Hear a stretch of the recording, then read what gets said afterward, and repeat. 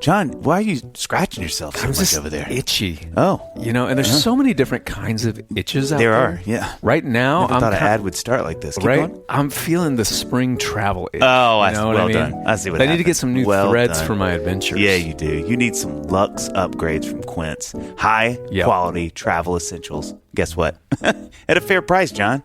Okay, I'm intrigued, Dave. So how does Quince do it? You know what I mean? Like, how do they keep prices 50 to 80% below similar brands? This is an easy one, John. They partner directly with top factories and cut out the cost of the middleman. Well, and Quince only works with factories that use safe, ethical, and responsible manufacturing practices and premium fabrics and finishes for that luxury feel. You didn't know much about them, and suddenly you know a lot about them. That's I know. amazing. I have sweatpants, Henleys, cardigans, all from Quince, and they're a perfect fit. They do look great on you, right? you. You're wearing all three. All right. For your next trip, treat yourself to the luxe upgrades you deserve from Quince. That's right. Go to quince.com/dadville for 365-day returns. You heard me. Mm-hmm. You thought you heard me wrong, but you heard me right. That's almost an entire year. If our calculations are correct, 365-day returns plus free shipping on your order. That's QUINCE.com/Dadville to get free shipping and 365-day returns. Quince.com/Dadville. Dadville.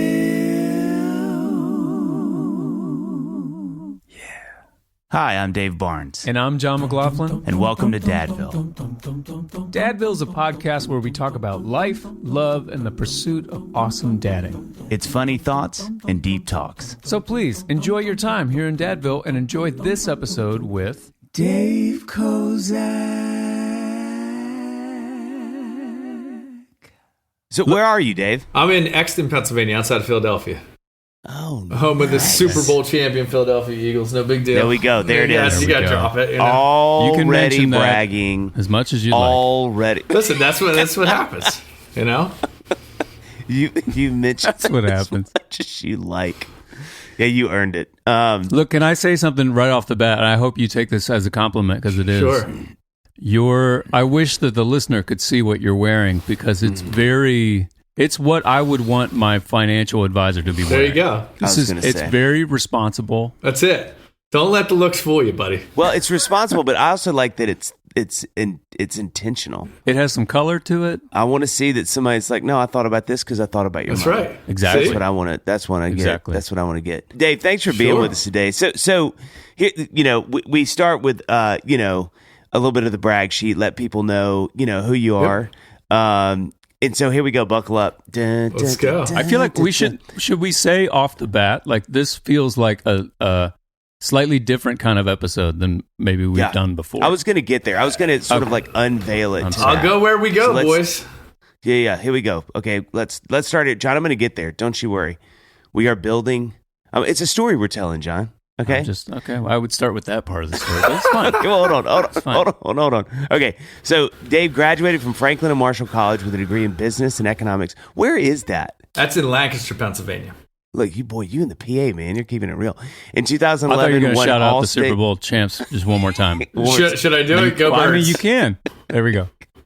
In 2011, and won All-State Insurance Company's Inner Circle Elite Award, founded Elite College Planning in 2014, founded Paradigm Financial Group in 2018, acquired the College Planning Network in 2020, host the College Knowledge Podcast, and watch what happens now, John. And as you guys can tell, you can feel that this episode is a little different from Dadville because this is like, we're really going to drill in. Like we wanted to have a sort of, so Dave, basically, like we just haven't ever really done a specific, this is really what we want to talk about today is college planning. We haven't done that yet. And some of that is sort of because, John and I as kids are still pretty young. Like, Sure. They're basically stair-stepped from 13 to 8.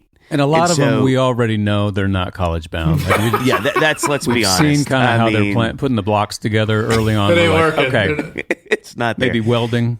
Colors are a problem. You got who knows? Welding. Okay. But we wanted to kind of, as the podcast grows and the kids keep growing, we thought there was wisdom in going, hey, we should probably And even more so knowing that this is something that you can actually plan for, obviously, ahead of time. And so that's, for the listeners, that's kind of what we were hoping to talk about today. We would imagine most of our listeners are, when college comes up, if they're anything like me, they get just a slight pang in the stomach, a little bit of shame. I'm sure a lot of us are like, I'm already behind. I haven't started saving but can yet. I say this, what I mean? John? For two musicians who host a podcast, we're both college graduates. That's true. I think a lot of our listeners would be shocked to know that. We don't show that in our normal everyday life, but it is something that is It true doesn't come out in any noticeable way, but it did happen. Yeah.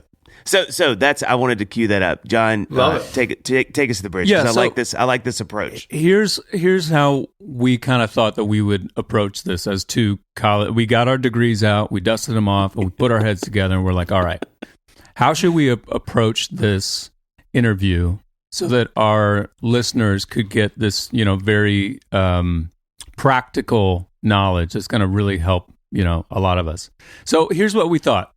We thought, let's give 3 hypothetical scenarios, and you can kind of speak as someone who, like, this is your world. This is what you deal with. So 3 different couples in 3 different phases of life, and maybe you can give advice to each of these hypothetical couples. So couple A, let's say they have like a junior in high school and a freshman in high school.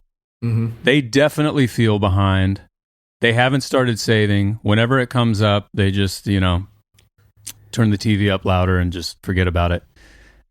What would you say to them at their phase in life when it comes to saving for college? I can already see that Dave is sweating. He's like, this is a problem. Like, this is too late. Let's get back to welding. Yeah, let's talk about that, right? I like a good seam on my welds. No, I mean, burying your head in the sand is not going to do you any good. Like, take action, whatever it is. Go learn something. Get on ChatGTP, Google something. Just take action towards that step, right? There's a book I love to refer to called Relentless Solution Focus by Dr. Jason Selk, if you've never heard of it. His whole model is you can solve any problem, but you got to take one step in the direction towards a solution, whether it's some massive overhaul or whether it's just, hey, we know it's a problem. Let's figure out how big of a problem it is. So I think for most people, procrastination's huge. They just delay, right? Yeah. And we all. I got 4 kids of my own, and they're 13 down to 5, right? And so you're in the grind, getting them to sports and making sure that they get their lessons, and you're going every which way all the time. It's something that the more time you give yourself, the better you can plan for it, right? College isn't what it seems, and the way the system works is not.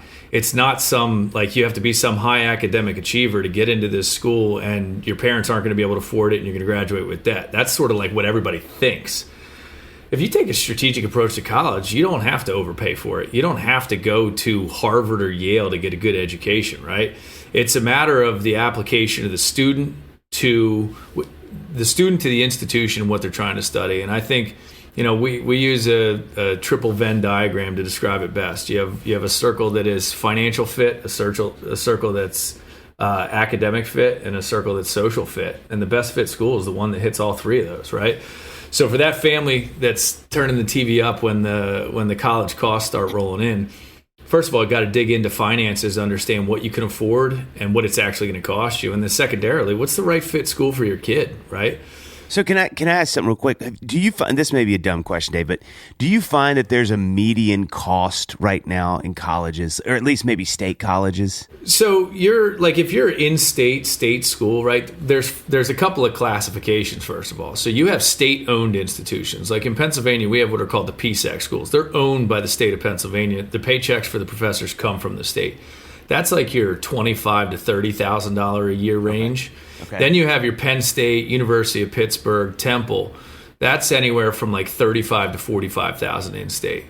At that same school, you want to go to Penn State and you're from Maryland or you're from New Jersey or you're from, I don't care what other state it is, it's going to be $50,000 to $55,000 to $60,000 out of state. So out of state. And that's kind of how it is for all state schools. If you're out of state, it almost doubles the tuition, right? Yeah, but there's another game to that, right? What they don't tell you is if they find your student to be attractive, they're going to try and get you to pay the in-state, and that's sort of their incentive, right? They use financial leverage to try and get you to say, yeah, I'll write that check because my kids go into what would be a $60,000 school for $35,000, right?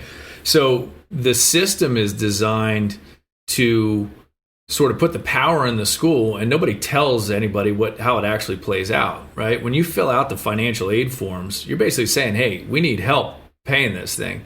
The government's going to give you a number, and that number is going to go against what's called the cost of attendance. So if the cost of attendance is $50K and your number is $25K, that means you have $25,000 worth of need, right? You qualify for money from the schools. Well, on the other side, some schools meet 100% of need, some schools meet 30% of need. So part of that whole conversation for that family should be like, what can you afford? What schools should you be looking at? And how is it actually going to play out for you? What kind of money is the school going to give you, right? Yeah. So, well, and I guess my question with that is, and again, feel free to punch the screen when I ask this because I know it's probably but I am curious when you think about colleges today, with a family like that, and let's say they're kind of thinking about college, kind of thinking not maybe. What would you say is why you would go to college? When you look at a kid who's like a junior and he's like, look, I don't really know what I want to do. I'm not a huge school guy. What do you say this is why I would say to go to college, or maybe not, or take a skip year or something? Like how do you advise that way? So I think for the kid that's not quite sure, not quite ready, maybe the conversation isn't like, don't go, right? Take a year, go get a job, see what the dangerous part of going to get a job is you earn some money, you get a little ching in your pocket, and you're like, hey, who needs college? Right. The benefit to college education is the lifetime earning average is higher, right? Yeah. The other thing, I'm an entrepreneur, right? I've got multiple businesses. I've been working for myself for a long time. I've got employees. I get the whole thing. I love the entrepreneurial mindset. Like, go get a 2-year business degree, pay the $6,000 at a local community college, just get your core business classes, and then go do something that you love doing. And if you can turn that into a business, what better part of life is there? Yeah. For the kid that's academically inclined and wants to push the envelope, right, it comes down to what they want to study and what the passion is, right? But there's no worse thing, as you guys know in life, trying to do something that you're not passionate about. Like, it's pain. It's painful, right?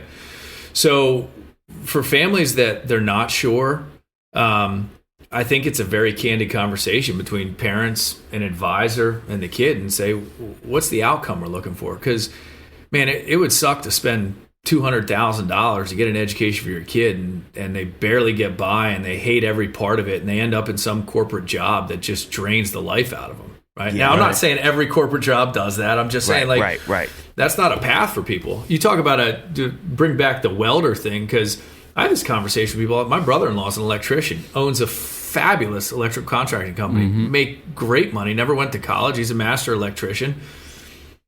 Where he fails or where he needs help right now is on the business end of it. Right, his business is scaled to the point where he doesn't have that business background. Right, so he's learning from the school of hard knocks how to run a business. So, again, I think it's up to the family, but if the kid is inclined, like, push it. Doesn't mean you have to push it to the best school in the country, and forget ratings too. I think the worst thing that the world has done is start to rate colleges. Like, oh, this is fantastic. Go here because you're gonna have a better outcome. If they were being true about ratings, I think it would be measured on 2 things. First is satisfaction after college. Like, are you happy and satisfied in your career? Number 1. Number 2 would be if you're measuring success by virtue of income. Right. So, like, hey, you paid $100,000. What was the return over the first 10 years? Did you make $100,000 a year and you've got $1 million of earnings? Like, that would be how I would rate it. But some of the smartest people I know went to whatever schools, but when they got in the workforce, they applied their work ethic more than anything. Right. It's about the grit. Yeah. So I don't know if that answers the question, but I think that's good. I think that's and John and I have a really good friend who his son. His oldest son thought, we're in Nashville. He thought he wanted to do music. And so our friend very wisely said, okay, So don't do, because I think I want to go to Belmont here. Yep. And he was like, let's not do that yet. Sure. You know, he's in the music space with us, this dad. And he said, why don't you intern for a bunch of our friends? Like, they're all successful at music. Do 3 months as like a time. And then at the end of that year, we'll regroup. And I mean, I think halfway through the year, but by the end of the year, he was like, that is not what I want to do. And now he's a nurse. Yep. And he loves it. Mm-hmm. And so there is also this thing to where I think if you are sitting in that weird sort of middle space where you're like, yeah, I could do this, I could do that. There probably is some wisdom on like, hey, let's take a beat, maybe try that in the real world to realize that you do or don't want to do it. Because like you said, I mean, it's comical to me how many friends that we have that did law school, got their degree, and then never practiced. Not a single, I mean, and they call themselves recovering attorneys. Like it's incredible. It seems like law degrees have to be the number one in that category in terms of like people who did it, they did the whole thing and then did not pursue that path professionally. Yeah. I think everybody has this, the TV lawyer idea. Like, you're going to be some powerhouse litigator that's going to roll into court and shut people down. And I feel like the government should step in and be like, hey, we need to balance the scales here. Let's have, we have to create 2 attorney-based shows where the whole show is just them reading. Cubicle. Yeah. They're in a cubicle. They're just reading. The scene never leaves a cubicle. reading like case law document, trying to figure out how to apply it. Yeah, I've got a really good friend of mine who is an attorney. He's one of the ones that actually loves his job. Or I don't know if he would say he loves his job, but he likes his job. But he was like, all I do all day is read. I'm just reading all day. No long. doubt. There's like, of the people that graduate in law, the people that actually argue in court are like less than 1% of them. Yeah. Everybody else is reading documents, protecting patents, and doing that type, and trying to do the support case law. And I think where people get hit is they graduate from law school, they pass the bar, and then they got to go clerk or do something, and it's like, this is all you're doing is moving documents and stuff, right? And reading through papers and briefing other people on things. So. John, look. Yep. We have a good time with the ads. We do. That's what we bring. We have a great time. But every now and then, let's get serious. It's a serious moment. Because there are some heavy things happening. I'm about to hit you with something. Yeah, tell me. Every 37 minutes, another family farm shuts down in the U.S. Think about that. Yeah, that's a lot. So every time you put food on the table, you're making a choice about what kind of country you want to live in. Yeah. That's something I think about a lot. And you know why, John? Because, true story, my granddad was a farmer. That's right. And so this hits home. And it's why I also trust GoodRanchers.com. GoodRanchers.com. Here's the thing. Their beef, their chicken, their pork, their wild-caught seafood is 100% born, raised, and harvested in the U.S. of A. from local family farms. No imports, no question marks. And for me, it's more than just a box of meat. Every order impacts the livelihoods of American ranchers. And you know where our food comes from. No wondering, no second guessing, just certainty. Plus, it's delivered right to my door. I would get it gladly if they delivered it down the street. I'd drive for it. I would drive for it, too. Yeah, I mean, I would drive to the end of the street. Anyway, but they deliver it right to my door, which makes it so easy. I skip the store, and I get to support American jobs at the same time. As part of their Spring into Action special right now, when you subscribe to any Good Ranchers box, you'll get free bacon, ground beef, seed oil-free chicken nuggets, or salmon in every box for a year. And that's not enough, John. They keep going. They keep $40 off with our code DADVILLE. Their best offer ever. Visit GoodRanchers.com to shop, subscribe, and stand with American ranchers. And use the code DADVILLE for their best offer yet. Good Ranchers, American meat delivered.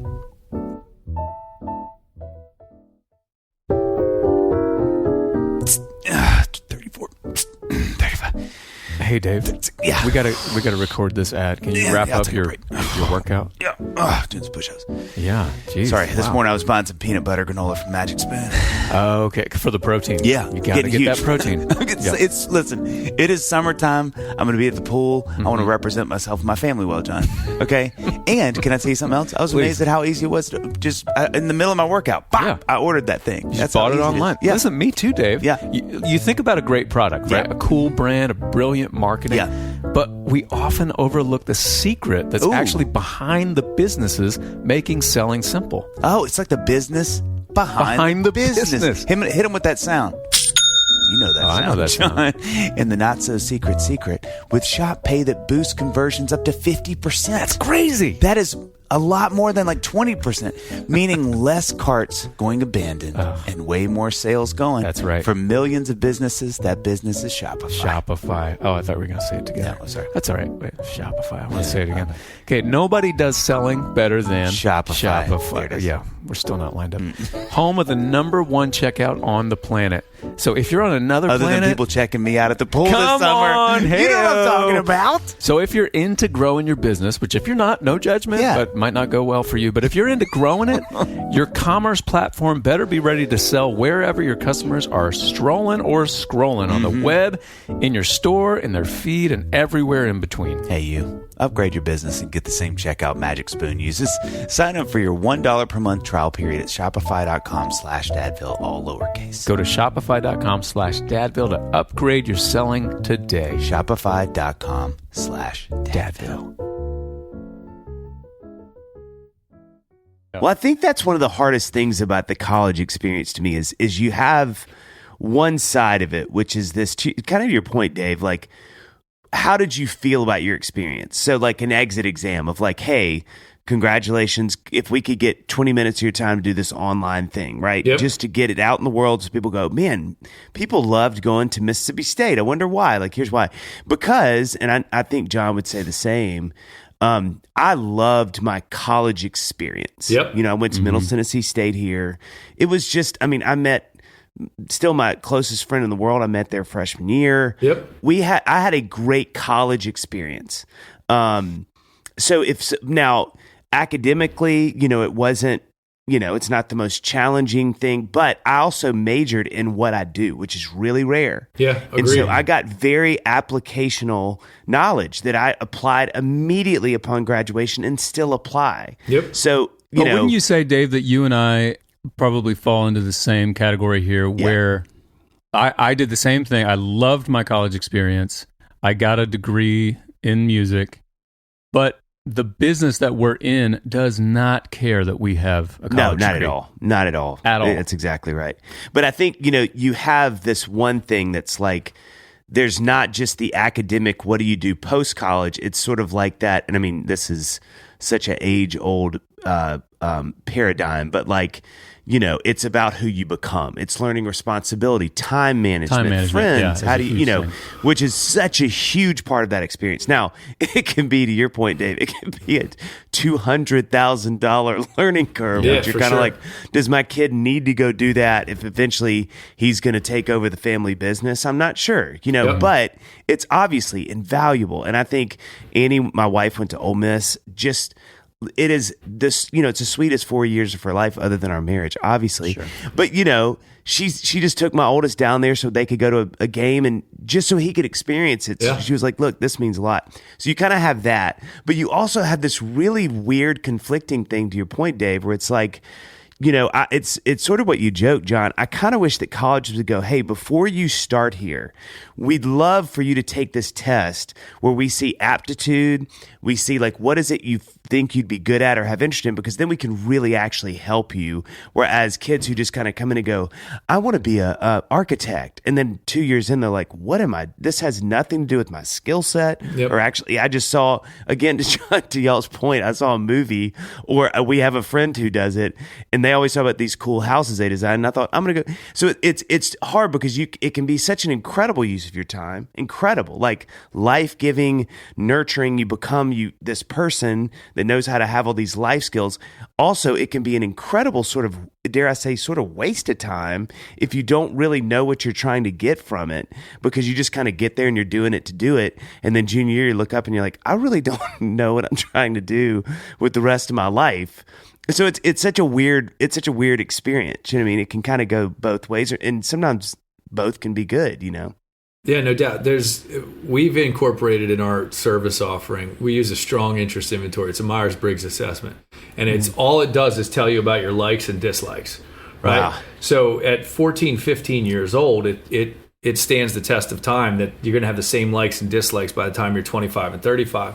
The idea behind that is like, dude, if you like math and arithmetic and you want to be able to apply that, okay, now you're talking engineering, now you're talking accounting, you're trying to put people in a position where, hey, that does require that degree. You're not getting that job unless you get it.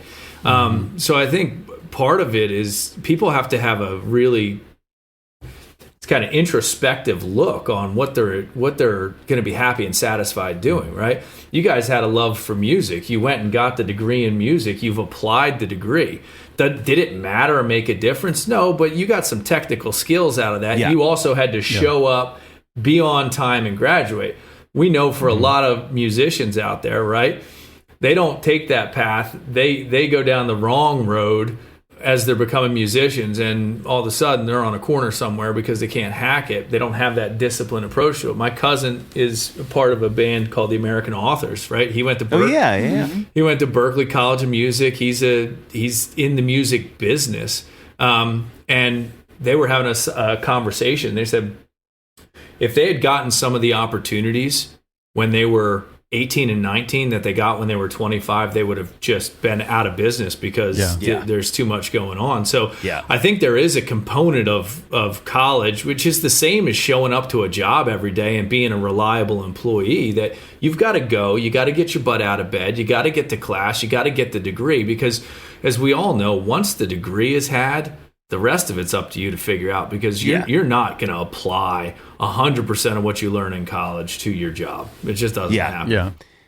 Okay, so John, you're about to say something. Do it. No, I was just going to move on to scenario B here. So let's say hypothetical scenario B is this couple has, let's say, 4 kids, let's say 13 on down to 5, hypothetically. Their team just won the Super Bowl. Yeah. And specifically, let's say they are, again, in all these scenarios, behind they have not started saving at all. They're looking at the cost of tuition, which, I mean, this is another question I wanted to ask you. It just seems to be on a completely untenable trajectory. You know what I mean? Like, I remember thinking this when we were having our first 12 years ago, thinking of how much college was going to be, 18 years from then. And I'm like, there's something has to give. There's no way that it can just keep going at the rate that it's going.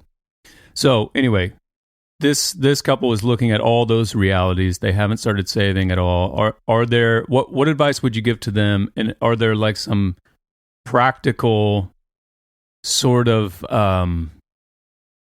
tips that you can give them to sort of open their eyes to, I think finances are weird. I think we have some, I'll just speak for me. I think we can't really wrap our minds around how much you actually can save. Like if you put a little bit away, whatever, or how much you can actually spend. Like I look at my credit card statement every month and I'm like, something has to have gone wrong. There's no way. I'm like, did we buy a car secretly this month or something like that? And then you look in and you're like, oh, it's all, I'm giving it to Target in $42 increments. Yeah. Yeah. So Amazon. And Amazon. Yeah. What would you say to that couple? So, and this is where we separated ourselves as college funding specialists in this sort of niche of the business, right? Because college is really a retirement problem in disguise, and that's what no one will tell you, right? Wow. If you think about, take your youngest kid, add the amount of years until they're like 22 or 23 when they would graduate. How old are you going to be? Right? It's natural. It's a natural progression of events, right? My youngest is 5. I'm 42, right? I'm going to be 60, nearing 60. And if I'm taking on debt or I'm having to co-sign loans or I'm spending an insane amount on college, that's money that I'm not saving for retirement. That's money that doesn't propel me into that sort of post retirement years. So it really is a retirement problem in disguise. The common sort of theme in financial planning is, what can you put away? So Dave, John, how much a month do you want to put away towards college? And they go, well, I can do $50, right? And so you start a 529 or some other savings mechanism with $50 a month. Well, by the time you get to college, you've saved $20,000 plus growth, and you've got a $200,000 problem or a $150,000 problem, whatever it is. So I think if people are honest with you, like, yeah, man, you should be banking $1,000 a month. Now, the problem is where you bank it, right? You bank $1,000 a month and you're just accruing savings. That's fantastic. Invest it. Well, they'll say, well, we want to save specifically for college, and they put you in a 529. 529 is a catch-22, right? Because it's an account that has to be used for education, and the gains are tax-free if used that way. But what if your kid doesn't go to college and you got 120,000 saved in there? So I use a variety of things. I'll use 529s. I'll use life insurances. I'll use a bunch of different things, but it comes down to customized planning for the family. So, John, I go to you and say, okay, you got 4 kids, 13 to 5. You're 5 years out from writing that first check. That first check's going to be, let's just agree it's $50,000, right? You're going to write that check 16 times to send all your kids to college. What's the cash flow scenario that you're going to solve that with? Like, how are you actually going to apply it? And so people don't take a true application of college funding, right? So I would tell people, number one, make sure you save more than you spend. That's key number one to any financial success. The clients that I help the most are the ones that have done a nice job saving, and they haven't specifically saved for any particular purpose. Now we can start to maneuver money around. Now we can start to put it in place. But it's take that saving seriously, right? And those numbers are real. So specifically with the 529, yep. What do you actually do in that scenario? Let's say you've saved up $120,000. It's in a 529. Your kid gets a full ride to wherever. You don't need this money. What actually happens? Well, what are your options at that point? Take it out and take the penalty. Take the tax penalty. What is the penalty? 10% penalty on the gain, right? Plus it's last earned income tax. So if you're making $100,000 and you take $100,000 out, you just made $200,000 that year. You pay the income tax at that bracket, and you pay a 10% penalty on top of the taxes. Correct. Yeah. Yep. So, and that's not the worst thing to happen. You just mitigated all the gains you made, right? There's a new alternative where you could take up to $35,000 and you could put it into a Roth IRA for the kid in the future. You can also take the 529 and make it use case for another person, right? So you could pay for someone else's college, another kid's college, or a family member, or a niece or nephew. I actually like the application of the 529 in estate planning, right? So if you're saving money in a 529, you never spend it. Let it continue to grow. When your kids have kids, now you've got all this tax-free growth. You fund their educations with it, right? So there isn't a long-term planning component of it. But the other catch-22 is, remember that number I said the government assigns to you, right? They tell you how much you can afford for college. Yeah. Any money in a 529 just increases that number. Right, so now you've responsibly saved, $100,000, and you've actually increased the amount you have to pay per year for college by $6,000 to $8,000. Right now, there is an income component as well. So if you're already making $400,000, $500,000 a year, you're not going to qualify for need-based aid. So the 529 is the play. But if you're in that middle America, that $100,000 to $350,000, 529 can come back and bite you in the future just because you're responsible about it. That's so interesting. Yeah, it's crazy, and nobody talks about it because, and really, more importantly, you talk about 401ks, 403bs, those are all just IRS tax codes, right? Section 401 subsection K of the Internal Revenue Code says that you can defer tax on money in an employer-sponsored plan. Section 529 just says you can save money tax deferred and potentially tax free in a state-sponsored plan. Right, so it's really just a tax code thing. It doesn't actually have a bearing on the institutions themselves. So, yeah, that's so interesting. But that's so interesting. To answer the question directly, John, that you asked is save more than you think you need. At the end of the day, as long as you saved it, you can use it later in life. You can use it to buy that boat, that beach house, fund retirement, take a month off, take those vacations. But the worst possible scenario is you get there, you haven't saved it, you got to co-sign and borrow for your kids. Now you're paying their debt at the same time, and it just delays retirement. And for a lot of people, right, the conundrum becomes you don't necessarily get to step off the bus. You don't just get to say, I'll work until I'm 70. Your company comes in at 60 and says, hey, you're expendable now and you're highly paid. Take a hike. Yeah. Right? Sorry, Dave. I'm just sad. Oh, what's going on? Wow, you are really down. Yeah. Can I just come? Can I come clean? Please. Can I tell you something I've been thinking about? Uh-huh. Hair thinning is really common. It's very frustrating problem that many men deal with. Yep. From stress and nutrition to hormones to lifestyle, so many internal factors affect what you see on the outside. So true, Dave. But can I tell you the good news? Luckily, Nutrafol is here. I was hoping you were going with Nutrafol. I'm in a good mood again. Listen to this. Physician formulated with 100% drug-free ingredients. Nutrafol supports healthy hair growth from within by targeting the key root causes of thinning: stress, your hormones, aging, your nutrition, your lifestyle, your metabolism, through the whole body health. That's right, John. Nutrafol is the #1 dermatologist-recommended hair growth supplement, with over 1 million people seeing thicker, stronger, faster-growing hair with less shedding. Building a hair growth routine, it's simple. It is. Okay? Purchase online, no prescription required, automated deliveries, and free shipping keep you on track. Plus, with a Nutrafol subscription, you can save up to 20%. You'll have access to free naturopathic doctor consults, and a Headspace meditation membership is included. Start your hair growth journey with Nutrafol. For a limited time, Nutrafol is offering our listeners $10 off your first month subscription and free shipping when you go to Nutrafol.com and enter the promo code DADVILLE. Find out why over 4,500 healthcare professionals and stylists recommend Nutrafol for healthier hair. Nutrafol.com, spelled Spell it, Johnny. Nutrafol.com. Promo code DADVILLE. That's Nutrafol.com, promo code DADVILLE.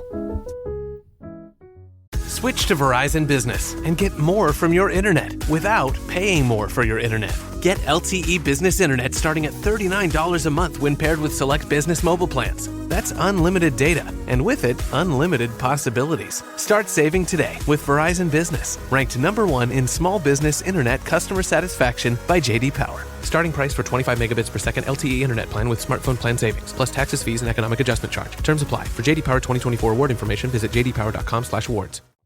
Yeah, I was going to say, I guess one more thing I was going to ask is, like, as you think about colleges, it's kind of what John asked earlier, but I guess is sort of doubling down. Do you think it's just going to keep, I mean, again, we're 5 years from college for, potential college, I guess, with my oldest. Is price just going to keep going up? I mean, do you ever see something where there's some, because and granted, it's a really weird sample size we live in Nashville because it's such an artistic town. Yep. There's, there's like more than I've ever seen kids that don't go to college. They do other jobs, because the parents are like, hey, I live in a creative job, so I don't, I'm not using my college thing. Right. So, it's hard to not see through that lens of where I'm like, it feels like college is less a part of the trajectory for people that I know, which is not a great sample size. It's a very acute sample size. Yep. But, I could see an argument, especially with what's happening, Lord knows, with AI and all that stuff. That's a whole other thing. Yeah. But just the way that the job, just kind of general job industry is happening, it feels like that kind of, from what I can tell, which is, again, so acute and small, but it feels like we need a college graduate who has a diploma to show that to hire this job. It is because there's just so many startups. There's so many things now that are so profitable that you just don't need any of that. Now, you said it really well, Dave. You have, like, with your cousin, I think you said with his electrician business, that stuff can kind of come back to bite you a little bit. It's not unsolvable, Lord knows. Correct. But there's nuances to it. But I guess I'm just curious in the college world, one, do you see the money going up? And I guess why I said all what I said is because it feels like in some ways colleges are getting to be a little more irrelevant in a general swath of where society and culture is now in America. I mean, how do you think about that? What is your view of that? So you got two things that'll happen simultaneously. Number one, college is a supply and demand problem, and it's simple, right? As long as the demand is still there, the price still goes up. Right. What we are seeing schools gobble each other up, though. So we're seeing some of these schools that can't meet the bottom line number. They've got the attraction, or they've got the space, they've got the land, and so you're getting, the school A buys school B, and so you're seeing sort of a consolidation. We're also at a pivotal point because there's less college applicants than ever before. There's less kids. There's less kids going to college, right? Just there's smaller population size of people attending higher ed. So that consolidation is going to be real. But when you look at like the Ivies, or you look at some of these higher end institutions, and they've got 1,000 spots and they get 50,000 applicants, they don't have a demand problem. Right? Yeah. So they can continue to add themselves up. But then you take that same metric and you say, okay, well, if I'm school A at $100,000 a year and school B wants to compete with school A, can you charge 60 and people will justify it as it's the same value? No. Right? So these schools are pushing each other up at the same time because they want to be competitors. Right. But the side that nobody tells you is, once the school hits 100, and this fall, the first school is going to hit 100,000. It's probably going to be Vanderbilt. Quite frankly, Vanderbilt. I just got a bill for Vanderbilt at $94,000. Good gracious! Oh my gosh! So what? But what they don't tell you. Are you telling me it's the most expensive? It's one of the most. Vanderbilt, University of Chicago, Penn, Princeton. They're all in that 90 plus. Even my alma mater is 93 and change right now. Right. Wow.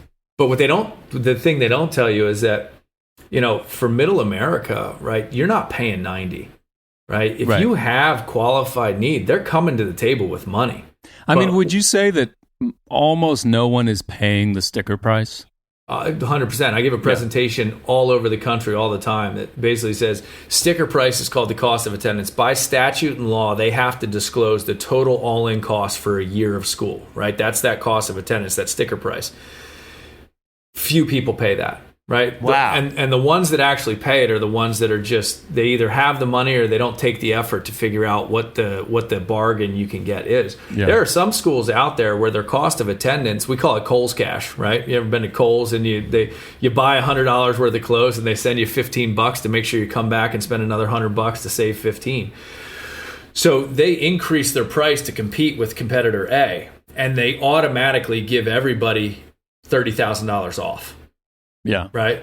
And so if you're not paying attention to your numbers and their numbers, you won't know that. And so, and why do they do that? Because, Dave, if your kid applies to one of these schools and when they send you a financial aid package and they say, hey, we're going to give you this $30,000 a year presidential scholarship, your kid's like, I got a scholarship at this school. I'm in. This is where I'm going. Mom and Dad, I made it. And so all of a sudden, they're going, I got a scholarship, but they don't know as everybody else got that same scholarship, and the net price paid is $35,000 from every family that goes there. But the sticker price was $70, right? Yeah. It's a huge game. So gosh, this shows that I went to a state school, so don't judge me when I ask this. But so why put the price at 90 if it's really not 90? It feels like it's just a vanity thing. Right? Is it because you're going to catch those 10% of billionaires who are like, yeah, I'll pay that? Well, you have people that don't want to disclose financials, right? So you don't want to disclose financials. Your kid wants to go to that school. You're paying sticker price. That's a real price. Like there are people that go to that school and pay that price. If the simple equation is basically take 20% of your adjusted gross income plus 6% of your assets. That is your baseline expected family contribution, what's known as the student aid index right now. So wait, say that one more time. 20% of your adjusted gross income. So you make $100,000, your baseline you're going to pay for college, that number's 20. And then say you have $100,000 sitting in a stock portfolio, you're going to pay $26,000, about 6% of that, right? So right off the bat, you're at $26,000 is the number the federal government gives you in what's called a student aid index. Right. That's the number that the government says you have the ability to pay, or that's how much the government is willing to give in financial aid? That's the number that you can afford to pay per year per kid. Okay. Right. So then if the school's 50 and you're at 26, right, they're going to give you $24,000 if they meet need. Not all schools meet need. Right. And that's where it gets hinky. It's like, okay, well, if I need how you like that? I need $24,000, but you're only going to give me 10. I got to make up the delta. Right now, I got to come to the table with 26 plus the 12 I'm missing. Yeah. And again, this is, please don't laugh at me. No, you're good, man. The difference between scholarship is obviously that's not money you get paid back. Financial aid is going to be paid back. No. Correct? No. So again, we talk about green money and red money. Green money does not need to be repaid. So that's grants, scholarships, athletic awards, artistic awards, things like that. That is free money, right? There's $140 billion of free money given out every single year across the board in college, right? Okay. Then you have your loans, your work study programs and stuff like that. It's red money that does have to be repaid, but that makes up probably like 80 billion. So there's almost twice as much free money out there than there is money that has to be paid back. Okay. What you really have to get sort of detailed on, and again, not taking away from the state school conversation, because that's a real one, right? You can afford, like, some of those schools are very affordable. Yeah, right. But in the schools that have that 90,000 price tag, if they meet 100% of need and it's all green money, like, it's great. So if you're looking at Vanderbilt versus Eastern Tennessee, is that where you said you went? Western, Eastern? Okay, easy. Middle Tennessee State. Middle, sorry, got it. All right, got it. Here we go. So Middle Tennessee State versus Vanderbilt. Vanderbilt's price tag is probably $95,000. Middle Tennessee is probably 28, something like that, right? Yep. Well, if you financially plan properly and Vanderbilt comes down to the same price, right? Now you're making a decision on best fit school for the student, best fit academic and social fit, right? Now price is out of it. What most people do in the game is they look at that sticker price and like can't afford it. So they stop looking at it, not realizing that there's $30 billion in endowment funds at that school, right? Yeah. So that is, but by the way, I don't know that anyone. You don't know that we're not comparing those has ever two? sat and said, honey, let's pull out these envelopes. So we got, Vandy said, yes, let's bring him in. God, MTSU did, and we can afford both. What's, and listen, I love the Blue Raiders. Shout out. That changed my life. I just don't know that that's been a super well-traversed hold road. on, though, Dave. What if Vandy comes in and says, hey, Dave, you're in at $90,000 a year, and then Middle Tennessee says it's 25. But that's a no-brainer for a lot of people. That's right. You start bringing that price of Vanderbilt down. Now all of a sudden, this one looks more attractive. So just to be clear, it sounds like the package that you could be presented if my family went to Vanderbilt, and let's say my kid gets in, which would be because I've done some shady dealings. If you see that happen, call me and be ready to bail me out of jail because I've done some things that are below board. But let's say that we sit down and Vandy goes, hey, so the ways that they could present financial help to me, not aid, because that's a different thing, would be that one, they actually scholarship. They say, hey, Ben is great. We love him. Here's a scholarship. It's called the, Johnny Vanderbilt Scholarship for kids who are great. And that gives him 50 grand off. So now we're talking 40 grand, or it's a full ride or whatever. Yep. Second would be, they say, here is financial aid, which is not a scholarship, right? Those are different things, or that's the same thing? So financial aid is considered anything that helps you pay for school. Two different buckets, same outcome, right? So Vanderbilt, let's say they've got $1 million over here and they've got 500,000 over here. This is your scholarships. This is your need based. So it's need based and merit based financial aid. That's what I was wondering. Right? I got it. So it's need based. That's need based aid versus merit based aid. That's good. That's good. But with need based, so then where would the red fall? Like, what do you call the difference between like a financial aid that's green and which is red? So red money would be like the federal student loan, right? And they would let your kid borrow $5,500 that has to be repaid after they graduate, right? So then that's like, so if we went and they said, hey, we can knock 50 off, and we sit down and go, gosh, 40 is still there. That's great. Thank you, Vandy, for fist bump. But then that's where we would go red. We'd go, okay, now we need to figure out, because they've said what they can do. Yep. We still have to figure out a way to make that work. And then we would then go, okay, then we need an extra 8 on top of that we do need to pay back. Correct. Yeah. Okay. I'm guessing, though, that there's probably a lot of money, green money, in the form of grants and things like that, that's maybe left on the table that I would imagine a lot of families don't know about. Because if they're like me, you just immediately, you see what you can get with scholarships. You see the difference there. And then my mind immediately just goes to, all right, financial aid. I'm going to Freddie Mac or whatever they're called. And I'm going to set up like financial aid payments for the rest of my life, would be red payments, and that's also a third category because that's private loans, right? So now you're taking your parental credit and you're going, hey, I need a student loan, right? You go to your bank down the corner, you go to Sally Mae or whoever it is, you then borrow on top of that. The problem with those loans is typically, number one, the kid can't get it in their own name. So parents are on the hook for it. Yeah. Right. So you go and say, I need to borrow $40,000 a year to make up the delta here. You go and co-sign that loan for your kids. So school comes to the table with a certain dollar amount. They give a little bit of loan from the federal government. Then you're going to private sources. Right. Okay. And so that's a whole different ballgame altogether. Because the financial aid that you'd be getting, to your point, even if it's in the red, like you were saying, could be from the college, which then would be from the government via the college, right? Which is a whole different thing. Okay. For sure. Is there which is on the kid, right? Yes. It's the only loan. They can borrow $27,000 over the course of a 4-year education in their own name without co-signature. It's $5,500 freshman year, $6,500 sophomore, and $7,500 junior and senior year. And that'll get you about 3.5 weeks at Vanderbilt total. Exactly. You nailed it. Maybe a couple of two meals. gym visits, and 3 meals. A couple of meals. Yeah. Is there a good, like, sort of centralized, like, how do parents find out what green money is available to them? Is it based? Is it college by college, or is there some kind of like website you can go to see what kind of grants are available? So it's probably one of the secrets of the whole game, right? That they don't tell you, because schools don't advertise that side of the business because that's the competitive edge that they maintain, right?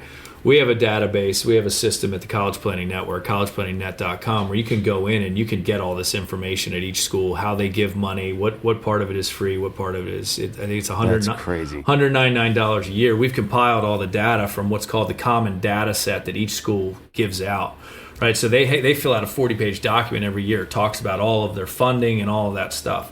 And so we compile it so people can plug in their own financials. Then they can get the actual price they should be expected to pay at each school. Back to a point you were making about, like, so we get this award, this scholarship, and we were happy and fine with it. There's a whole other side of this game that nobody talks about, which is appealing financial aid award, right? So schools typically give a certain way, right? So if you meet 94% of need, you typically do that. If a family comes out and the school gives them $15,000, but they would historically give $30,000, you can go appeal that to the school and go back and say, hey, listen, based on our student aid index and based on our financial situation, like we're under awarded, give us more money. And a lot of times you can find success there, but you have to be careful, because if you do that to a school that gave you more than you should have gotten, they can take it away just as easily. Yeah. Right. You know, it's interesting. When I was at Middle Tennessee State, Dave is what it's called. Go Blue Raiders. I was actually on a full ride. I don't want to flex a whole lot. That was worth about $1,700 a time. Legit flex, full ride, baby. Let's go. It's these people need to know. I understand. No, but one of the things that was really fascinating, and it was a very big lesson for me, is I was there for 4.5 years. I did a half victory lap, and it was great. Understand. Yeah. But my scholarship was done after 4, and so I'll never forget. I called my parents, and I was like, "Hey," and it was like, at the time it was going to be, because I think I was taking like 8 hours to finish my degree out, and so it was like $1,200. It was nothing, but I didn't have $1,200. I was a college student. And so I remember calling mom and dad, and they're like, listen, just go meet. I had a woman there named Sharon Thomas, who was an angel. I'm not even sure she was actually a person. She was so unbelievably helpful, but they were like, just go meet with Sharon and just kind of ask if they got more money. And I was like, they're like, what does it hurt to try? Sure enough, I set up an appointment. She's like, hey, I can't be there. Go meet with this person. I sit down. And it was just, it was such a scene from a movie. I just remember there's papers over there. They were kind of like, all right, tell me who you are. And I was like, Dave Barnes, and I'm trying to get, and they were like, okay. And it was literally like they were shuffling, like, yeah, I just don't think we have that. And I was like, oh, okay. And I was like, well, Sharon Thomas told me to ask you. And I'll never forget, they were like, oh, hold on. They pulled out, like, oh yeah, Dave, no, we have $1,500. And I was like, amazing. And they're like, great, yeah, we'll just credit you. You're good. We're leaving. But it was to your point, Dave, it was this interesting thing of like, some of it is just, you just got to ask. You just got to sort of do that. Huge. And if the student asks, like, that's money every time, right? Yeah, literally. Self-advocacy is what it's all about. You guys know, you're in the music business. You got to be out there trying to pound the pavement. And so if you're willing to have the conversation, they're willing to try. Okay, so as we land this plane, last question I'll ask you is, is there anything that you would say to anyone that's like, obviously our demographic is parents, mostly parents. Yeah, 100%. What is the thing you would leave as your charge to parents who have kids who they're thinking about college? They think their kids are going to want to go to college. What would you say to them? Talk to an expert. Period. Wow. Like whether it's me, whether it's someone in my company, someone in my organization across the country, talk to someone so you understand it. Because I always say it's like flying on an airplane. Everybody's going from point A to point B, and everybody's paying a different price for the ticket. Right. Mm-hmm. So the last thing I want to do is know that I spent $500 extra for the same ticket some guy over here because he had, whether it's frequent flyer miles or whether he had a referral, something like. Talk to an expert about it and credential the expert too, because a lot of people out there will say, hey, I'm a college funding expert, and they're not. They're looking to get assets under management in 529s or get access to your other financial accounts. You need that trifecta of people that can help you find the social, the academic, and the financial fit. And that's where I think our company has been differentiated over the last 20 years is we don't just help financially plan for people. We help their kid plan for academics. We help their kid find the right social fit. And we're helping them in the admissions process, the financial aid process, and the planning process. Yeah, so talk to an expert. Yeah. Dave, dude, thank you. This has been insanely enlightening. Really, really helpful. I appreciate it. Listen, I was coming in telling we were going to talk dad jokes and that, so. No, the people need to know. I mean, it really is. I mean, John and I were talking about it before. This is just a space. It's one of the funny things about doing a podcast like this, especially with our kids' ages they are. Yeah. Because, we tend to kind of follow their progression as to what we're thinking about. Yep. And so thinking about this was like, man, this is not quite yet there, but probably is. To your point, it is more than we think it is. Right. And so we appreciate your knowledge on all of it. So listen, plan early and pay less, gentlemen. There we go. Mic drop. Thank you so much. Again, all right, gentlemen. Great to meet you. Thank you. Yeah. Thanks. See ya.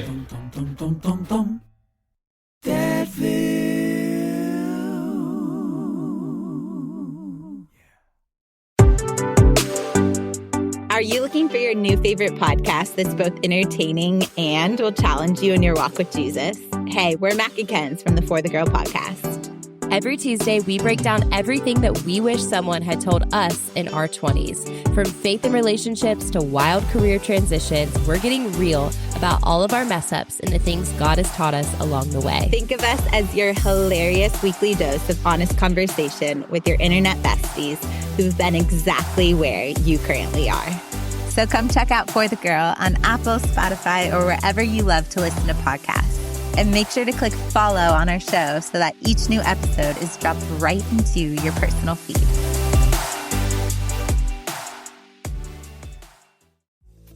Hi, dear one. I'm Dr. Edie Wadsworth, your new favorite Christian life coach, and I want to invite you to the House of Joy podcast. If you're a woman over 40 or the daughter of one who wants to build a positive mindset, healthier habits, and thriving relationships, this is the show for you. We talk about personal growth, faith, resilience, and creating a life you're obsessed with. So if you're tired of feeling stuck and ready to step into more joy and purpose, come join us. Listen now wherever you get your podcast.